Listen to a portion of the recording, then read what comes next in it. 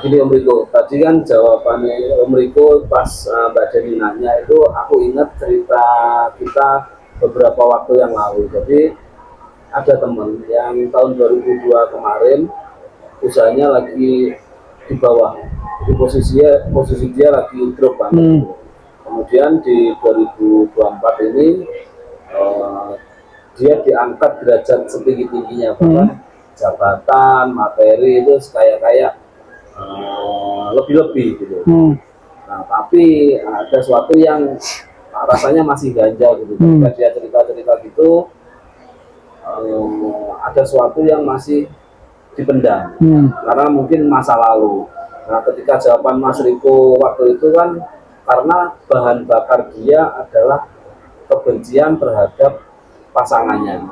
Nah, ketika bahan bakar itu bisa bisa memicu sebagai semangat sehingga usahanya dia naik.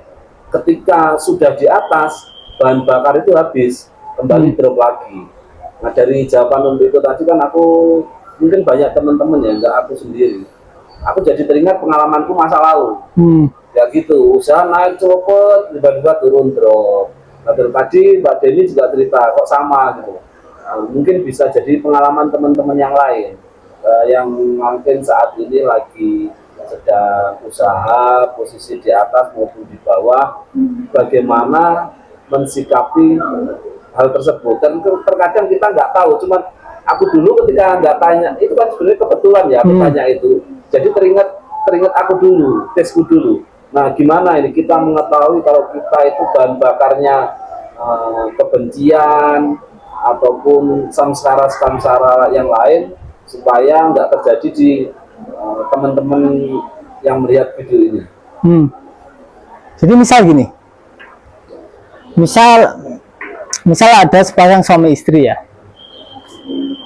terus sakit hati, salah satu sakit hati, ya kan? Kasusnya biasanya gini, atau dengan orang lain lah, ya, anggaplah suami istri, si suami ini kisruh, atau istrinya kisruh lah, kisruh. Suaminya akhirnya ingin, kan benci ke istrinya kan, suaminya akhirnya ingin membuktikan dirinya bahwa dia layak. Akhirnya dia bikin usaha, bahan bakarnya adalah kebenciannya terhadap si istri. Dia ingin diakui si istri, ya kan, validasi kan. Artinya bahan bakarnya adalah kebencian dan kebutuhan akan validasi. Kemudian dia naik, gitu. Ketika di atas, agar dia menyadari menyadari kebenciannya dan rasa butuh validasinya, artinya dia harus diterjunkan lagi, ya kan? Kalau dia di atasin lagi kan nggak tersadari pendamannya. Artinya semesta akan bikin itu kayak roller coaster, biar kalian bisa menyadari, oh berarti selama ini aku butuh untuk diakui, aku ada kebencian terhadap istriku. Karena ketika kita habis naik tapi bensinnya kebencian, ketika itu turun, kebencian kita ke suami akan muncul, atau kebencian kita ke istri akan muncul dengan lebih besar. Ya kayak tadi, misal gini lah, misal aku ada kebenciannya, coba dilawan sampai nahan kan, ini misal 5 kilo lah kebenciannya, ditahan gini kan, sampai harus lebih banyak kan, biar enggak kan. Artinya ketika sampai di atas bangkrut kan, pertahanannya kalau sampai kalah, iya, nggak bisa muncul kan, betul, ya, ya kan, ya. Tapi biar kebencian ini bisa kependam lagi, sampai kan harus gini lagi, semangat lagi, ya. Harus semangat lagi, sampai naikin lagi ya, nanti gini lagi, ya gitu terus. Itu akan capek, nggak akan capek lama-lama. Makanya sangat penting untuk mengidentifikasi bahan bakar usaha kalian masing-masing itu apa. Misal kalian punya bisnis A, bahan bakarnya apa, bensinnya apa. Kalau bensinnya itu kebencian kalian terhadap seseorang atau ingin validasi, pasti itu akan roller coaster itu. Dan kalau kalian jujur, pasti kalian tahu, jadi itu tidak perlu kalian tanya ke aku, Mas ini bahan bakarku apa ya, aku nggak tahu lah, kalian yang tahu. Kalau kalian jujur, benar-benar jujur terhadap diri sendiri, kalian pasti tahu, oh ini aku gini, pasti tahu, asal jujur. Ya, karena gini, ini kan yang saya tanyakan di video sebelumnya ya Mas Riko ya. Kenapa sih kok saya tuh udah sampai di sini nih Mas Riko, kok turun lagi? Kok ini di sini turun lagi? Pada saat itu saya mikirnya kan, oh urusan pasangan nantilah, yang penting duit, selesaikan itu ya yang ada di kepala saya pada saat itu. Ternyata Mas Riko nyampaikannya, coba, karena ini ada keterkaitan kan, ada keterkaitan yang apa ya, yang nggak bisa diputus tadi yang Mas Riko sampaikan. Jadi nggak bisa ini segmen ini hubungan pasangan cinta, ini hubungan duit. Ternyata hubungan cinta itu cinta secara keseluruhan, bukan hanya salah satu yang diprioritaskan apa gitu ya. Dan pada saat saya ketemu tadi itu dibredeli isi di dalam diri gitu ya, yang mendasari kita melakukan sesuatu ini apa? Apakah kekurangan tadi itu, ataukah apa namanya kebencian, gitu, pengen divalidasi dan lain-lain, itu yang membuat kita akhirnya ngos-ngosan, capek, numpuk lagi, akhirnya kembali lagi ke sana, bangkrut lagi gitu kan. Kan capek ya bangkrut terus-terusan gitu. Maksudnya kalau misalnya ini bisa diberesin di dalam gitu kan nggak akan looping lagi. Ya mungkin ada masalah-masalah yang lain kan, hidup terus berjalan.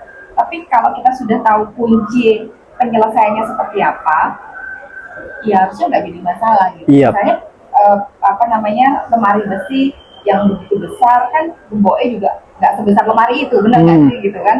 Cuman kuncinya juga kecil aja, dan kunci kecil itu yang dianggap sepele ya Mas.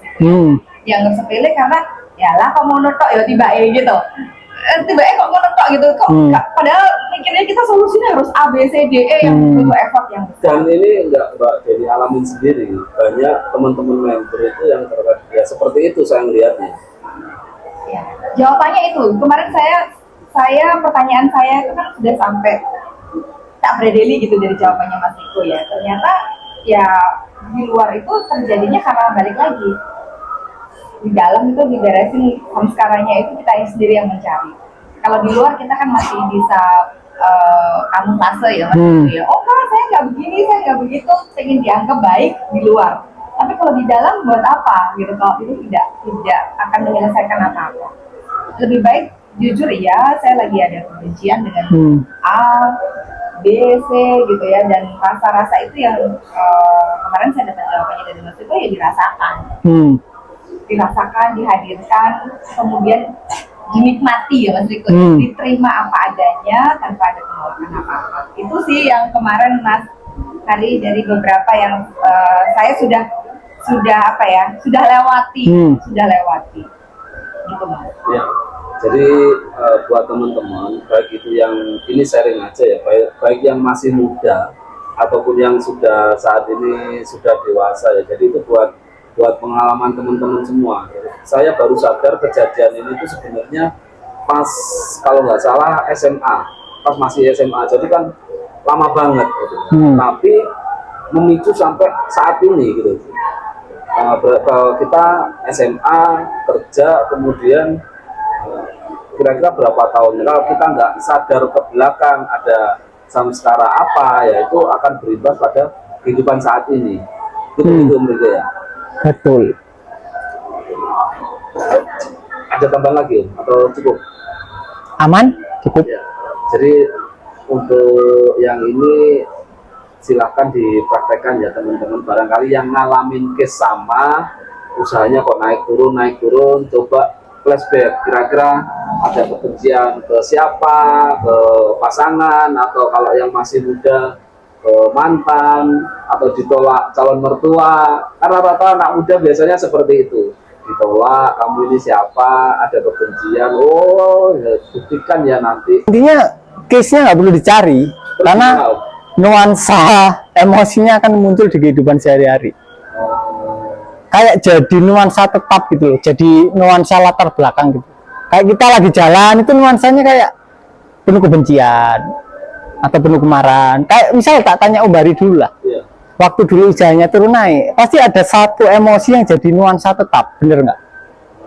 Apakah sampean perlu mencari? Nggak perlu, kan saya cukup diem. Sensasinya itu. Iya. Kan muncul sendiri.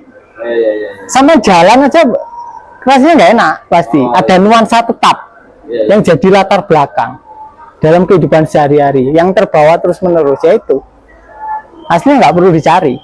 trauma-trauma yang terjadi masa lalu, Mas Riko. Contoh nih, saya ada rasa kekurangan dicintai gitu. Karena dulu saya kan bandel banget ya waktu SD. Saya pergi nih seharian main gitu kan.